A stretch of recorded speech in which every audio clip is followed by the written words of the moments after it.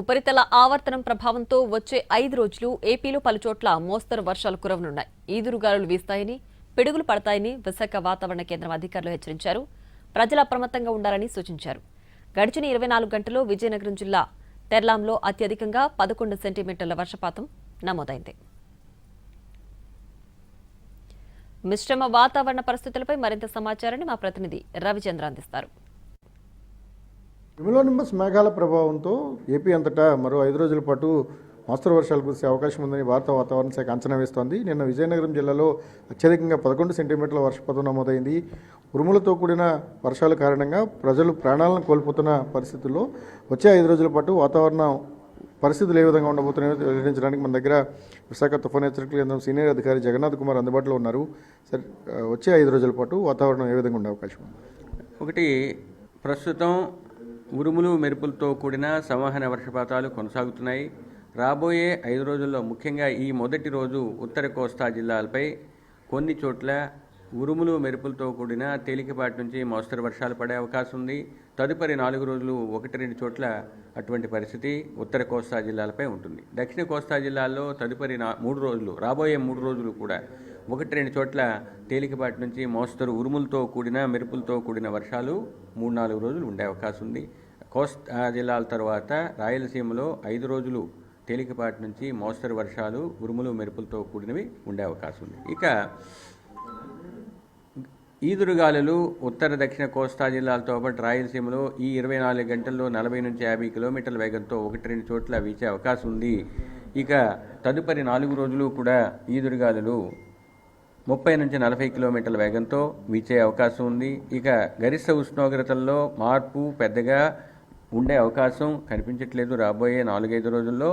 ముఖ్యంగా గడిచిన 24 గంటల్లో దక్షిణ ఉత్తర కోస్తా జిల్లాల్లో గరిష్టంగా 39 డిగ్రీల ఉష్ణోగ్రత, రాయలసీమ జిల్లాల్లో 40 డిగ్రీల ఉష్ణోగ్రత మరి అబ్జర్వేటరీస్లో రికార్డైంది.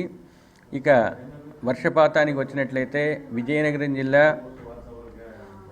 తెర్లాంలో 11 సెంటీమీటర్ల గరిష్ట వర్షపాతం నమోదైంది గడిచిన 24 గంటల్లో. మర్రిపూడి ప్రకాశం జిల్లాలో 5 సెంటీమీటర్లు, విజయనగరం జిల్లా మెరకముడదంలో 5 సెంటీమీటర్లు, ప్రకాశం జిల్లా పొదిల్లో 5 సెంటీమీటర్ల వర్షపాతం నమోదైంది. గత ముందు రోజు చెప్పుకున్నట్లుగానే రాష్ట్రంలో ఉరుములు మెరుపులతో పాటు ఈదురుగాలులు మరియు వడగళ్ల వాన నమోదైనట్లు మీడియా వార్తల ద్వారా తెలుస్తోంది. సరే, ఇప్పుడు నౌకాస్ట్ హెచ్చరికలు చూసినప్పుడు ఇక్కడ ఆల్మోస్ట్ మనకి ఈ ఈదురుగాలు కావచ్చు, లేకపోతే ఉరుములతో కూడిన వర్షం పడుతున్నట్టుగా ఇది ఎన్ని గంటలు కొనసాగే అవకాశం ఉంది? ఇప్పుడు ఇది మేము తత్కాల పూర్వానుమానం లేదా నౌకాస్టింగ్ అనే వ్యవస్థ ద్వారా మేము ఆల్రెడీ ఇచ్చేసాము.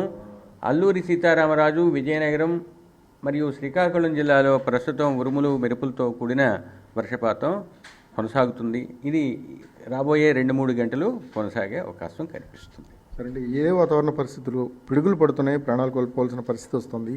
ఈ వాతావరణ పరిస్థితుల కారణం ఏమై ఉంటుందండి? ఒకటి, ప్రస్తుతానికి ఉన్న సినాప్టిక్ కండిషన్స్ వీటిని ఎబెట్ చేస్తున్నాయి, అంటే దాన్ని ప్రోధి చేస్తున్నాయి. ఒక ఉదాహరణకు ఒడిశా పరిసర ప్రాంతాల్లో 0.9 కిలోమీటర్ల ఎత్తులో ఒక ఉపరితల ఆవర్తనం ఉంది. అది నిన్న ఉంది, ఈరోజు కూడా కొనసాగుతుంది.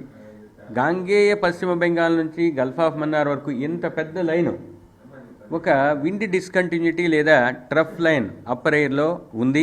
అది పశ్చిమ బెంగాల్ నుంచి ఒడిశా మీదుగా తెలంగాణ మీదుగా రాయలసీమ మీదుగా తమిళనాడు మీదుగా లైన్ రన్ అవుతుంది.